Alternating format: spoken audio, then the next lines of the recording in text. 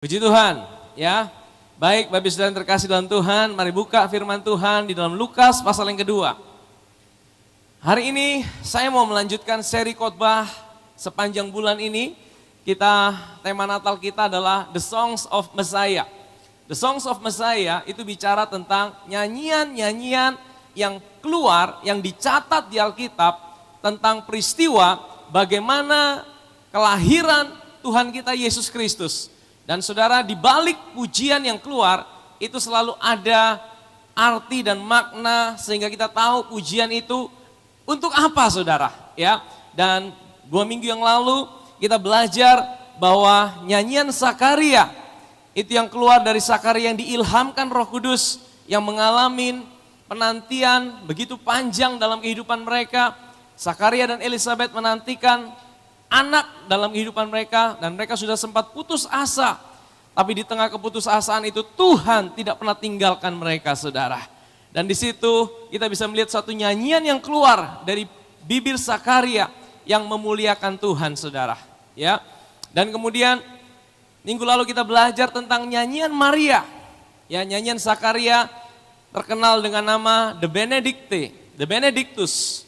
Nyanyian Maria terkenal dengan nama The Magnificent. Bagaimana seorang Maria yang dalam usianya yang masih remaja mendapatkan satu kabar. Kabar itu kabar yang baik tapi juga kabar yang buruk buat dia. Kabar yang baik yang dibungkus dengan situasi dan masalah di mana dia harus menghadapi satu konsekuensi. Dia harus menghadapi resiko. Dia mungkin bisa dicemooh, dia mungkin bisa dikata-katain. Mana mungkin ada orang bisa hamil dari Roh Kudus. Tapi di tengah-tengah situasi itu, dia tetap percaya bahwa apa yang dikatakan Tuhan tidak ada yang mustahil. Dari situ lahirlah pujian The Magnificent. Jiwanya memuliakan Tuhan, saudara.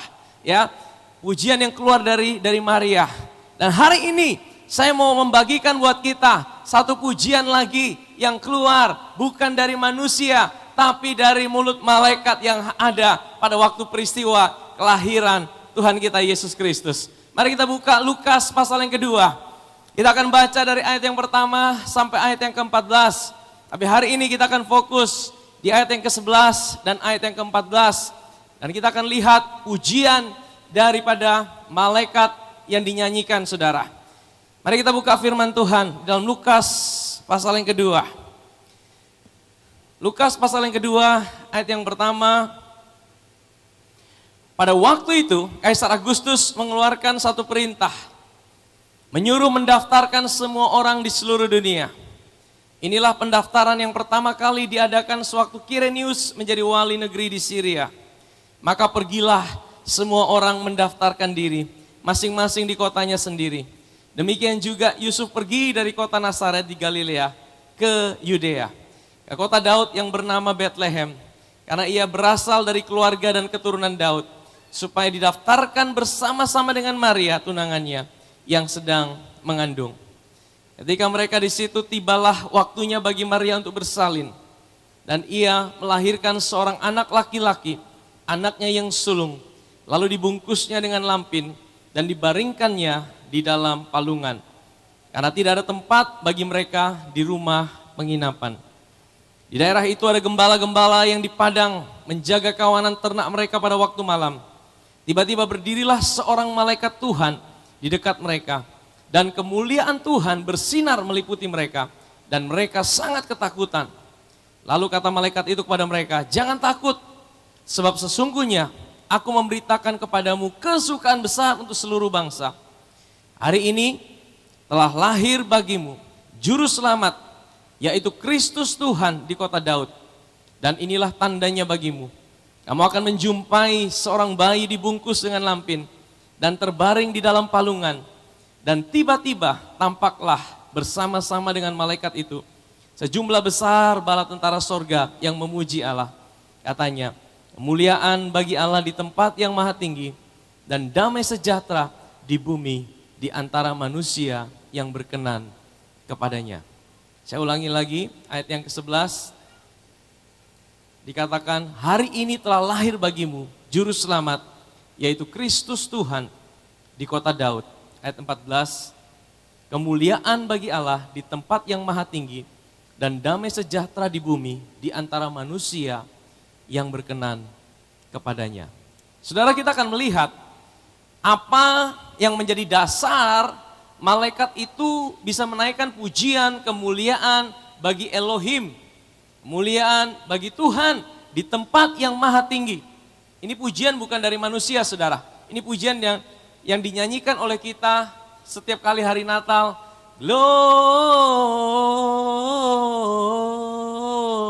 Gloria in excelsis Deo. Ini dari sini, saudara. Setiap lagu Natal itu Gloria in the highest, ya. Glory in the highest. Kemuliaan di tempat yang maha tinggi, kemuliaan di tempat yang paling tinggi, dan damai sejahtera bagi semua manusia yang berkenan kepadanya. Apa dasarnya, saudara? Nah, saya akan mulai dari ayat yang ke-11, saudara.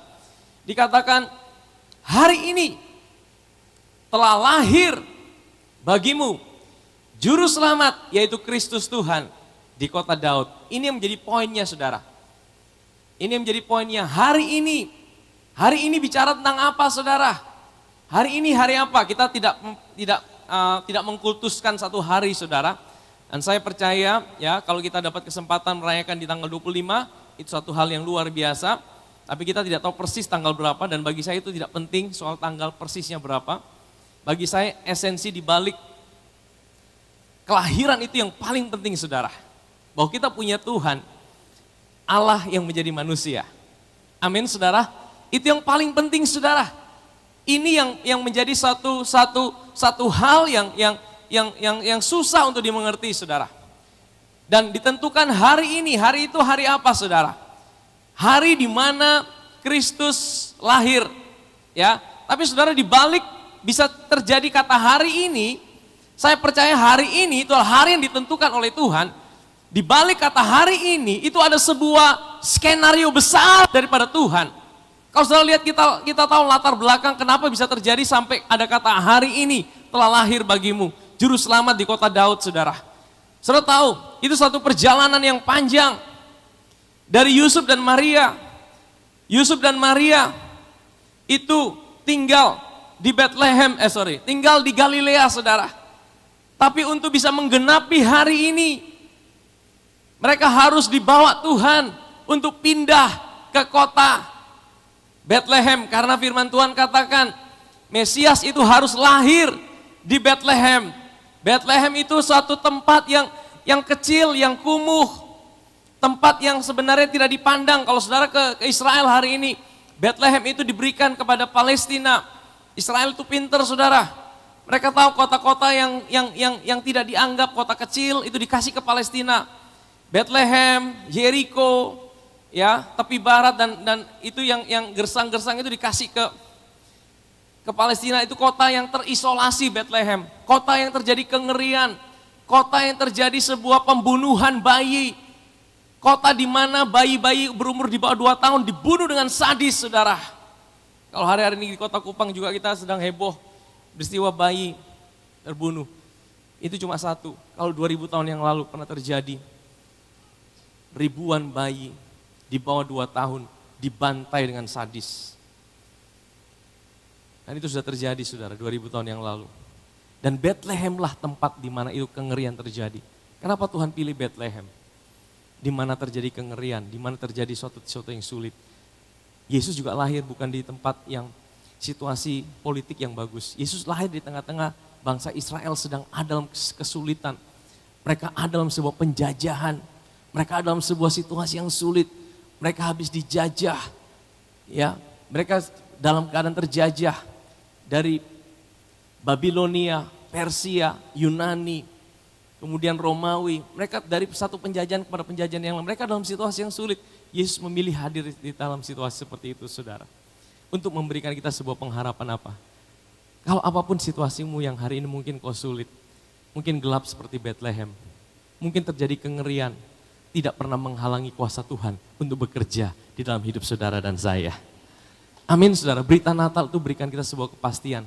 Sesulit apapun hidup saudara, segelap apapun situasi yang saudara sedang jalani, tidak pernah menghalangi kuasa Tuhan untuk turun dan datang dan beracara dan berkuasa dalam hidup saudara dan saya. Amin saudara. Hari ini ya Tuhan sepertinya dia pakai Kaisar Agustus.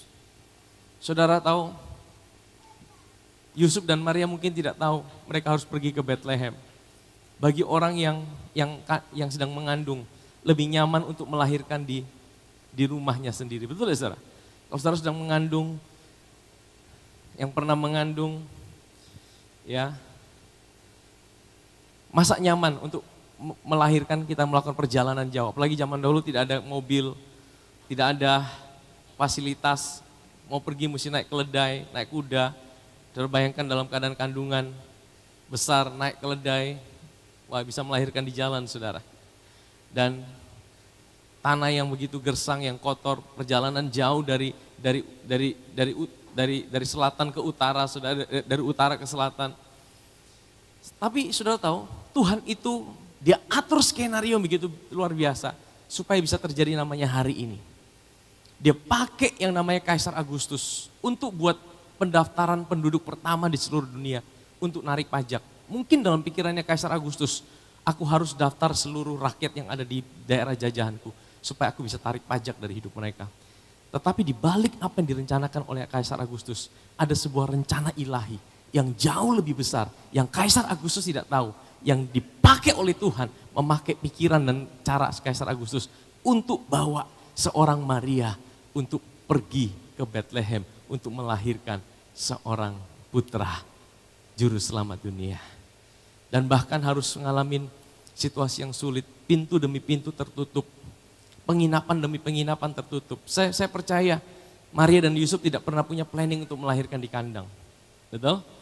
Dan kalau saudara di jemaat di tempat ini pasti tahu, kandang yang dimaksud itu bukan kandang biasa saudara, kandang yang dipersiapkan untuk mempersembahkan domba-domba yang akan dipersembahkan di bait Tuhan yang ada di Yerusalem. Jadi kandang yang ada spesial. Tapi saya percaya Maria dan Yusuf tidak pernah punya pikiran mau melahirkan di kandang. Mereka mau pergi ke penginapan, mungkin ada bidan, mungkin ada obat-obatan, mungkin mereka mau nyaman di situ, ya. Mereka mau melahirkan dengan normal, dengan nyaman. Tapi saudara, Tuhan punya maksud lain yang mereka tidak mengerti saudara. Tuhan punya rancangan yang jauh lebih tinggi daripada rancangan mereka. Sehingga bisa terjadi hari ini yang terjadi di firman Tuhan. Saya mau bilang gini, mungkin ada dari kita yang di tempat ini juga menantikan hari ini yang saudara sedang nantikan dalam hidup saudara.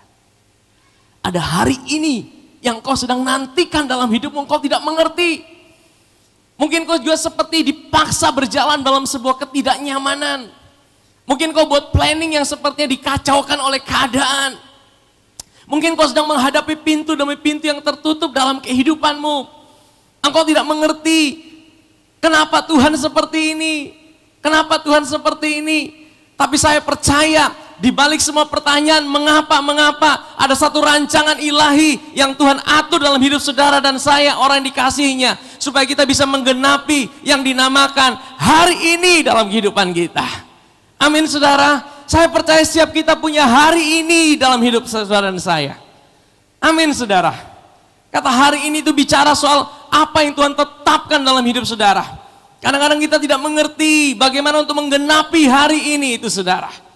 Tapi saya percaya kalau kita tetap bisa bersyukur, kalau kita tetap bisa memuji Tuhan, sekalipun kita tidak mengerti dengan hari ini yang Tuhan tetapkan dalam hidup kita, mujizat Tuhan terjadi, tetap tersedia buat hidup saudara dan saya. Waktu istri saya mengandung anak yang kedua, ya, dalam kandungan usia 2 bulan, terjadi pendarahan hebat saudara. Ya, terjadi pendarahan hebat dan waktu itu kita sempat periksa ke dokter dan dokter bilang suruh kuret, sudah tidak ada. Kan kalau orang bukan pendarahan, biasa cuma keluar bercak sedikit aja udah lewat saudara. Tapi ini bukan bercak, ini darah segar yang keluar bersama gumpalan-gumpalan. Waktu malam kami tidur, tiba-tiba istri saya bangun dan dia berteriak kaget. Dan pada waktu itu sempat terjadi, wah Tuhan kok seperti ini? Kami melayani Tuhan, tapi kenapa terjadi hal yang buruk dalam kehidupan kami? Sempat ada pikiran-pikiran mengintimidasi. Tapi kemudian istri saya dapat dari Tuhan sebuah lagu, Yesus baik, baik buat saya. Oh, Yesus malole, waktu lagi top-topnya kita suka nyanyi. Yesus malole, malole, neo au. Jadi kita berlutut, kita naikkan pujian, saudara.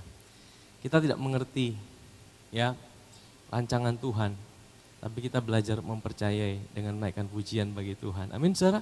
Mungkin pintu tertutup, mungkin ada hal-hal buruk terjadi, kita tetap puji Tuhan. Waktu kita memuji Tuhan, istri saya dapat bahwa anak ini mau dipakai sama Tuhan. Ya, saudara, kalau Tuhan izinkan anak itu hidup, anak itu untuk Tuhan. Saudara, secara medis beberapa dokter sudah bilang suruh kuret, suruh buang. Tapi kami tidak mau. Tuhan bilang tidak. Akhirnya kami ambil keputusan, kami pergi ke Surabaya.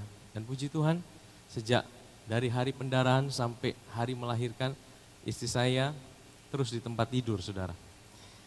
Tidak turun dari tempat tidur, tapi puji Tuhan akhirnya anak itu lahir normal, saudara.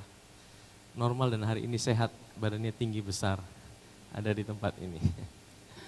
Ya, nah di sini kita belajar, saudara, satu hal, kita tidak bisa mengerti segala sesuatu.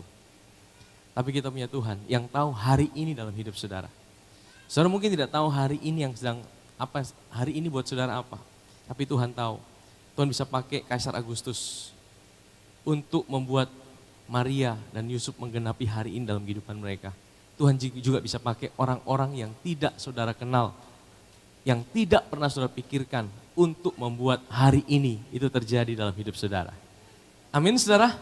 Kalau hari ini kau belum bisa memahaminya, tetap percaya dan memuji Tuhan. Tetap naikkan pujian buat namanya. Amin, saudara. Nah, dikatakan hari ini telah lahir bagimu juru selamat. Nah, kata juru selamat ini artinya orang yang ahli dalam menyelamatkan. Juru selamat ini bukan sekedar dia ahli untuk menyelamatkan kita mati masuk surga. Tapi saya percaya juga juru selamat itu dia ahli menghadirkan surga di setiap area kehidupan saudara dan saya waktu kita masih menjalani hidup di bumi ini. Amin, saudara. Saya percaya bahwa tujuan kita bukan hidup untuk mati masuk surga saja. Dan itu pasti, kalau mati masuk surga itu pasti, saudara. Tapi untuk menghadirkan surga dalam setiap area kehidupan saudara dan saya, kita juga butuh juru selamat. Dia ahli menyelamatkan. Amin, saudara. Dia ahli setiap area kehidupan kita, sehingga kita bisa datang pada dia kalau apapun juga persoalan kita. Tapi ketika kita bilang dia juru selamat, itu artinya bahwa setiap manusia itu berdosa. Setiap manusia tidak mungkin bisa menyelamatkan dirinya sendiri. Kalau ada manusia bisa menyelamatkan dirinya sendiri, Yesus tidak perlu hadir sebagai manusia. Kenapa Yesus harus hadir sebagai manusia? Karena tidak ada satu manusia pun yang sempurna, yang bisa menyelamatkan dirinya sendiri dari kebinasaan. Sehingga inilah sebuah karya besar yang Tuhan lakukan. Dia harus jadi manusia. Ya, dia memilih untuk jadi manusia. Ini yang menjadi perdebatan. Mana ada Tuhan yang beranak, mana ada Tuhan yang punya anak. Saudara, kalau Tuhan mau kenapa, saudara? Kalau manusia jadi Tuhan tidak bisa, saudara. Tapi kalau Tuhan jadi manusia tidak ada yang sulit, saudara. Amin. Kalau manusia jadi Tuhan tidak bisa, tapi kalau Tuhan mau jadi manusia tidak ada yang sulit, saudara. Karena tidak ada yang mustahil bagi dia. Hanya satu, kenapa dia mau jadi manusia yang tidak masuk logika. Karena dia mencintai saudara dan saya. Amin, saudara. Kalau dia mau jadi manusia karena dia mencintai saudara dan saya. Ya, itu juru selamat, saudara, di kota Daud. Kemuliaan bagi Elohim di tempat yang maha tinggi. Dan damai sejahtera di bumi di antara manusia yang berkenan padanya. Saya akan bagi dulu kata kemuliaan bagi Elohim di tempat yang maha tinggi. Saudara, apa arti kata kemuliaan? Seringkali kita bilang gini, kemuliaan bagi Tuhan. Ayo kita berikan kemuliaan. Wah, kita tepuk tangan. Saudara, kemuliaan bukan sekedar tepuk tangan, saudara. Kemuliaan bukan sekedar kita bersorak-sorai. Sekalipun itu bagian yang kita lakukan karena kita memahami apa itu kemuliaan Tuhan. Ya, kata kemuliaan coba ditampilkan di dalam bahasa Yunaninya. Kata kemuliaan itu artinya doksa, bukan dosa, saudara. Doksa, katakan bersama saya doksa. Apa arti daripada doksa, saudara?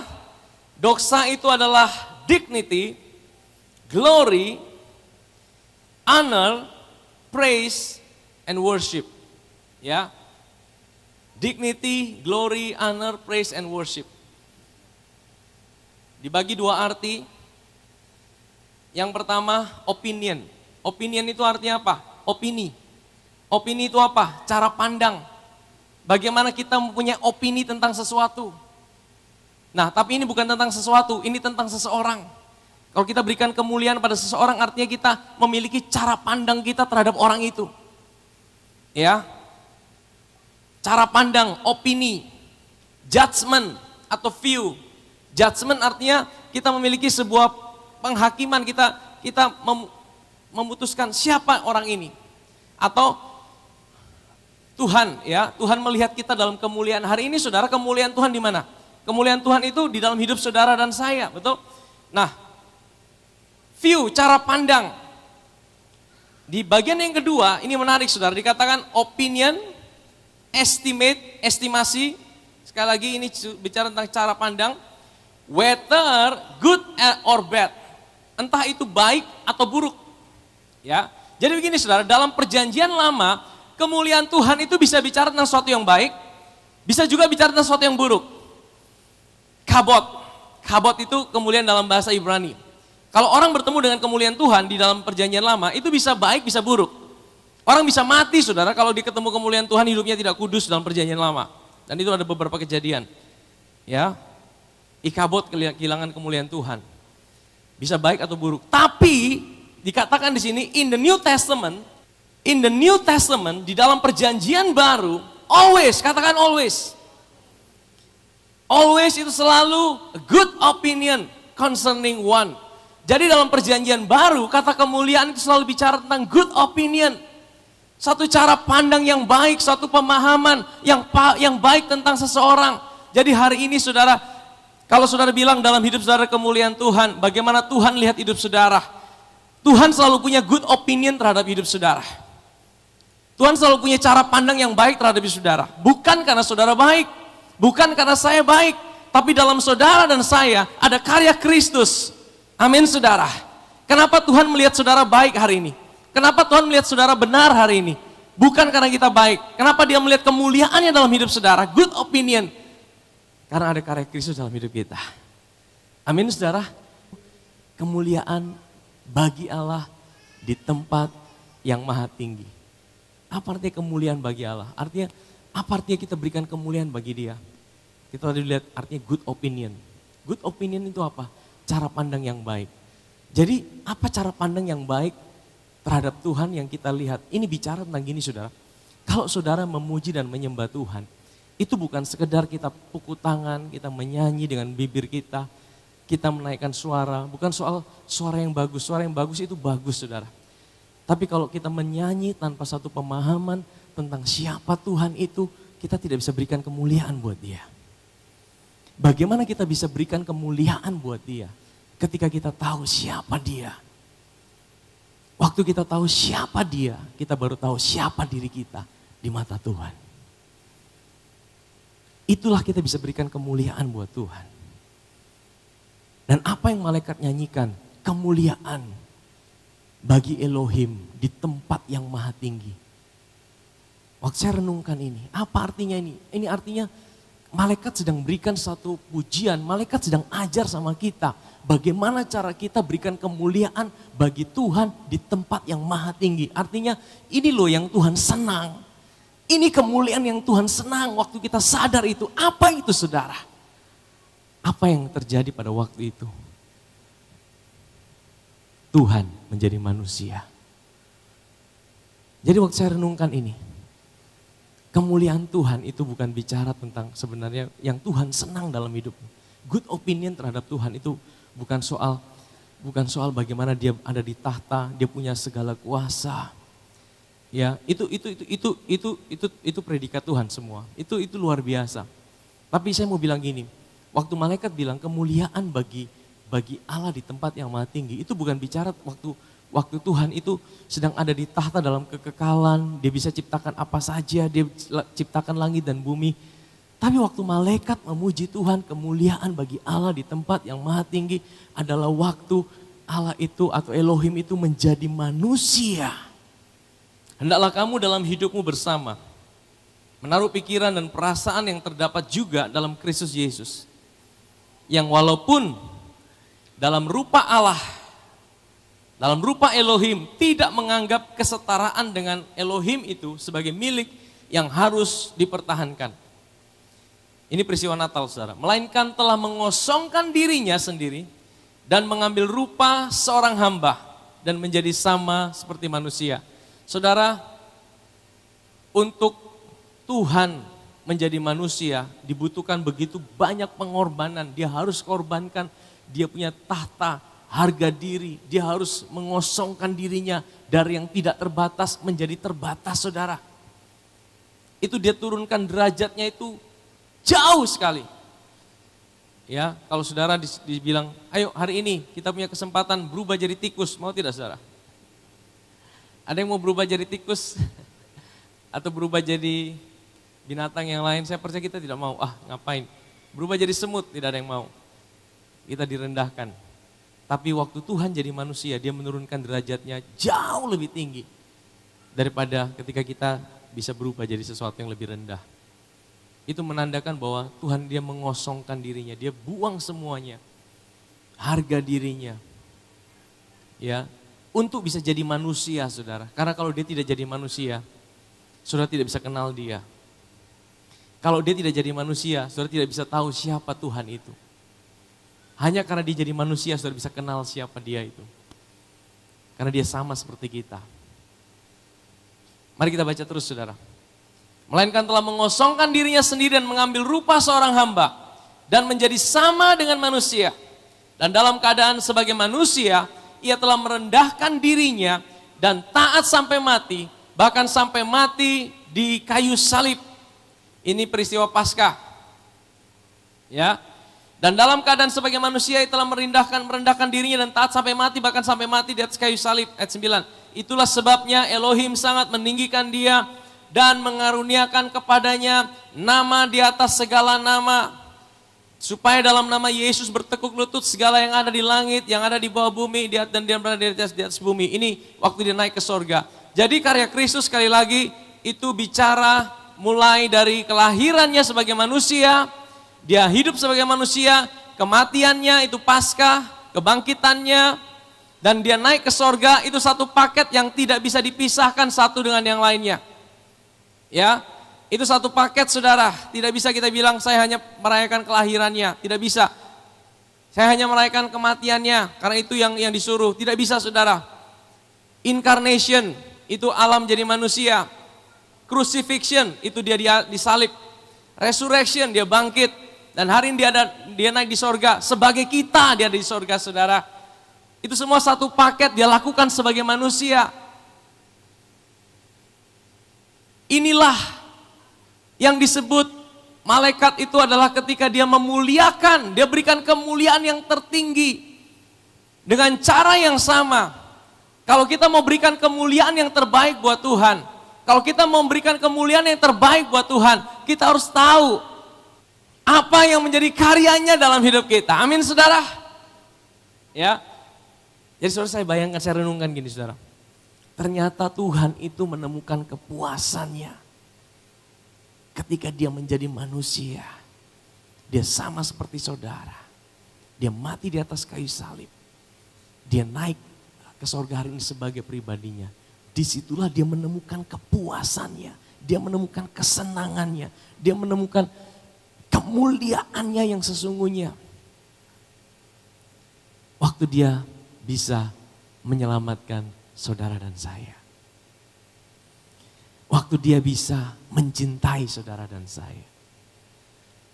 Dia menemukan kemuliaannya kesenangannya, kesukaannya. Waktu dia bisa mencintai saudara dan saya dengan cara dia jadi manusia. Amin saudara. Waktu kita tahu ini saudara, kita tahu bahwa kita sangat berharga di mata Tuhan. Amin. Kapan Yesus bisa beristirahat? Kapan Yesus bisa menemukan peristirahatan? Waktu dia meletakkan kepalanya di atas kayu salib. Dia meletakkan kepalanya dan dia menemukan peristirahatannya. Saudara tahu, kalau saudara bisa merasakan cinta Tuhan dalam hidup saudara, saudara selalu bisa merasakan betapa dia mencintai hidup saudara. Itu secara tidak langsung saudara sedang memberikan kemuliaan buat Tuhan. Karena bagi Tuhan kemuliaan itu adalah ketika saudara tahu apa yang dikerjakan buat hidup saudara dan saya. Amin. Mulai dia jadi manusia, dia mati di atas kayu salib, dia bawa kita mati bersama dia. Waktu dia bangkit, dia berikan kita hidupnya. Kita punya identitas yang baru. Yang lama sudah mati bersama Kristus, hidup kita yang sekarang adalah hidup yang baru. Amin. Yang kedua, bagian yang kedua. Nah jadi kita hari ini kita belajar bagaimana kita memberikan kemuliaan. Apa yang malaikat berikan kemuliaan? Waktu malaikat terus lihat kemuliaan itu bicara tentang bagaimana dia jadi manusia. Amin saudara. Dan bagi kita hari ini itu bicara satu paket. Bukan hanya dia jadi manusia, tapi dia juga mati sebagai manusia. Dia dikuburkan, dia dibangkitkan dan hari ini dia ada di sorga sebagai manusia mewakili saudara dan saya. Yang kedua, Lukas pasal 2 ayat 14 bagian kedua. Jadi kemuliaan bagi Elohim di tempat yang maha tinggi ini diberikan bagi Tuhan oleh malaikat. Ya. Dan damai sejahtera di bumi di antara manusia yang berkenan kepadanya ini dari Tuhan diberikan kepada manusia. Ya, damai sejahtera itu di bumi di antara manusia yang berkenan kepadanya. Apa maksudnya saudara? Maksudnya adalah ketika seseorang menerima Kristus, orang yang berkenan itu adalah orang yang mempercayai apa yang Yesus kerjakan 2000 tahun yang lalu. Saya percaya keselamatan atau kabar baik itu ditawarkan buat semua orang. Amin. Tuhan tidak pernah pilih-pilih. Tapi keselamatan ditawarkan kepada semua orang. Tapi tidak semua orang bisa menerima dan meresponinya. Bagi orang yang meresponinya, kabar baik itu menjadi kabar yang sungguh baik. Tapi orang yang tidak meresponinya atau menolak kabar baik itu, kabar baik bisa berubah menjadi kabar buruk saudara. Amin. Sehingga orang-orang yang berkenan adalah orang-orang yang meresponi apa yang Yesus sudah kerjakan 2000 tahun yang lalu. Melalui kelahirannya, kematiannya, dikubur dan dia bangkit dan naik ke sorga. Dikatakan bahwa Tuhan berikan apa? Damai sejahtera. Damai sejahtera di bumi. Saudara, dengan kata lain bahwa sebelum kelahiran dan kematian Yesus tidak pernah ada damai sejahtera yang sejati. Orang mungkin bisa dapat damai sejahtera. Mungkin orang bisa hidup dalam kesenangan. Tapi kesenangan itu bukan damai sejahtera yang sejati saudara. Orang mungkin bisa dapat mobil baru, dapat baju baru, pergi jalan-jalan. Itu cuma sekedar dapatkan fun, sukacita, happy. Tapi damai sejahtera yang sejati itu bukan dari luar ke dalam, tapi dari dalam keluar. Dan damai sejahtera yang sejati saudara, itu tidak bisa kita usahakan dengan kekuatan kita sendiri. Tidak bisa kita bilang, saya mau damai sejahtera, saya mau damai sejahtera. Tidak bisa saudara.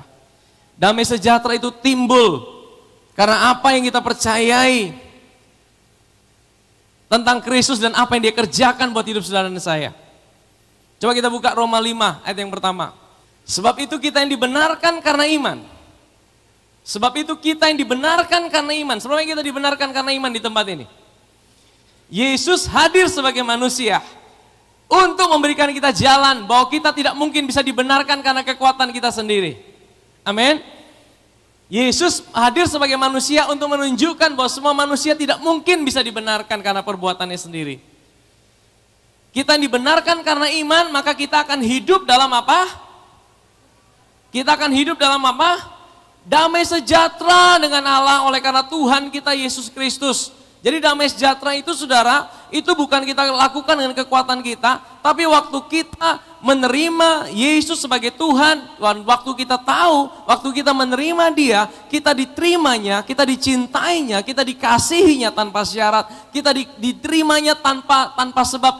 Dia selalu ada buat kita, Dia mencintai kita, dan Dia jadikan kita orang benarnya, yang tidak bisa digantikan dengan apapun juga. Dia berikan kita identitasnya yang baru. Saudara tahu dasar itulah kita bisa punya damai sejahtera, saudara. Kita diperdamaikan dengan Tuhan.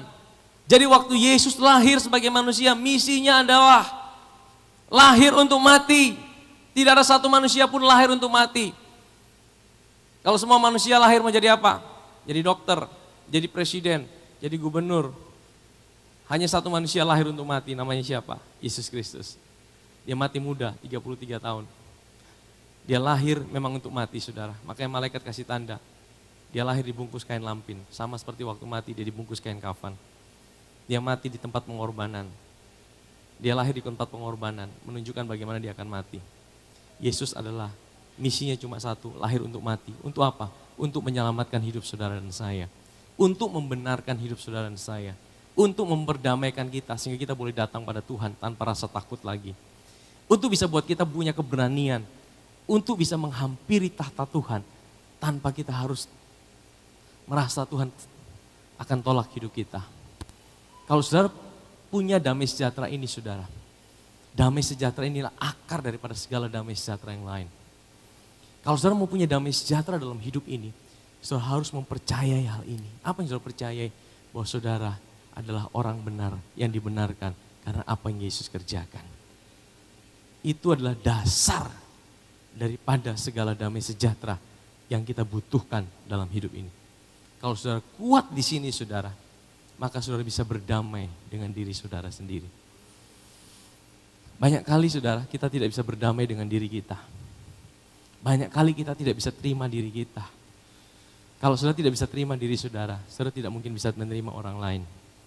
Yesus katakan, kalau engkau bagaimana engkau bisa mengasihi orang lain? Engkau harus belajar mengasihi dirimu sendiri. Kasihlah orang lain seperti engkau mengasihi siapa? Dirimu sendiri. Kalau engkau bisa menerima dirimu, engkau bisa melihat dirimu sebagaimana Tuhan melihat hidupmu, disitulah baru engkau bisa mengasihi orang lain. Amin, saudara. Lihat dirimu sebagaimana Tuhan lihat engkau. Lihat dirimu, engkau bisa berdamai dengan dirimu. Banyak kali kita tidak bisa menerima diri kita, sehingga apa? Kita menjadi orang-orang yang minder, kita menjadi orang-orang yang tidak bisa selalu merasa insecure dalam hidup ini. Saudara tahu kehadiran Tuhan, kedatangan Tuhan untuk memberikan kita sebuah kepastian. Waktu kita punya damai sejahtera dengan Tuhan, disitulah kita bisa punya damai sejahtera dengan diri kita sendiri. Engkau bisa menerima dirimu sendiri, sebagaimana Tuhan telah menerima hidupmu. Amin, saudara. Sebenarnya kita tahu bahwa kita bisa menerima diri kita. Kita bisa melihat diri kita sebagaimana Tuhan melihat hidup kita. Ini penting, saudara. Ini penting. Supaya apa? Engkau boleh ada mengalami situasi, boleh naik turun. Tapi kalau engkau kuat di sini, engkau tahu siapa dirimu. Engkau kuat dalam identitasmu. Engkau tahu, engkau akan bisa tetap berjalan maju. Sekalipun banyak tantangan, banyak persoalan, banyak pergumulan yang ada dalam hidup saudara. Amin, saudara. Oleh Dia kita juga beroleh jalan masuk oleh iman kepada kasih karunia. Ya, waktu kita sadar, kita dibenarkan karena iman. Kita punya damai sejahtera, maka iman kita dibangkitkan, saudara. Saudara, iman itu yang buat saudara bisa tetap berjalan. Iman itu yang buat saudara tetap bisa melihat yang tidak kelihatan sekalipun belum terlihat. Iman itu buat engkau tetap bisa melangkah sekalipun engkau belum lihat secara kasat mata dalam hidup saudara. Ya, tapi iman itu timbul ketika engkau ada dalam damai sejahteranya, saudara. Waktu engkau stres, waktu engkau panik, waktu engkau sedang dalam keadaan depresi, iman tidak bisa timbul, saudara. Makanya Tuhan itu tidak mau saudara fokus pada masalah, tidak mau fokus pada persoalan, supaya apa? Waktu engkau fokus dengan persoalan masalah, pasti imanmu tidak bisa timbul, saudara. Karena engkau akan melihat masalahmu semakin besar. Engkau akan melihat persoalanmu semakin besar dan itu membuat engkau stres, depresi. Tapi Tuhan mau engkau lihat karyanya, apa yang dia kerjakan. Dia jadi manusia, dia lahir, dia berikan hidupnya, dia mati di atas kayu salib. Dan hari ini dia berdiri buat saudara di sorga. Itu yang membangkitkan iman saudara. Bukan berarti kalau iman timbul masalahmu langsung selesai. Tapi iman timbul itu buat engkau bisa tetap berjalan di atas persoalan sekalipun masalahmu belum selesai. Amin saudara. Dan bukan hanya itu saja, kita malah bermegah juga dalam kesengsaraan kita. Karena kita tahu bahwa kesengsaraan itu menimbulkan ketekunan. Dan ketekunan menimbulkan tahan uji. Dan tahan uji menimbulkan apa? Pengharapan. Jadi saudara, waktu kita dalam damai sejahtera, bukan berarti masalah kita langsung selesai. Ya, Tuhan itu sebenarnya lebih tertarik bukan menyelesaikan persoalan yang ada di luar hidup saudara terlebih dahulu. Kenapa dia berikan damai sejahtera? Dia mau selesaikan persoalan yang ada dalam hati saudara terlebih dahulu. Ya, hati saudara beres, hati saudara dipenuhi damai sejahtera, masalah di luar belum selesai, engkau tetap bisa berjalan, engkau tetap bisa kuat saudara. Amin saudara. Tapi sekalipun semua masalah di luar selesai, tapi kalau hatimu belum selesai, hatimu masih belum ada damai sejahteranya saudara. Bahkan hal yang baik bisa jadi hal yang buruk dalam hidup saudara. Amin. Tapi kalau hatimu ada dalam damai sejahtera, hal yang buruk pun engkau bisa lihat kebaikan Tuhan di dalamnya. Amin saudara. Hal yang buruk pun engkau bisa lihat kebaikan Tuhan di dalamnya. Amin saudara. Saya belajar ini saudara. Tuhan terima kasih apapun yang sedang saya hadapi, saya mau lihat kebaikan Tuhan di dalamnya. Dan waktu hati saya dipenuhi dengan damai sejahteranya, di situ mulai iman dibangkitkan. Dan iman dibangkitkan itu yang buka jalan kita untuk bisa nikmati kebaikan Tuhan di dalam hidup ini. Amin saudara. Itu menimbulkan tahan uji, menimbulkan karakter. Karakter itu dibentuk dalam hidup saudara. Bukan melalui situasi yang enak, tapi melalui tantangan-tantangan dalam hidup ini saudara.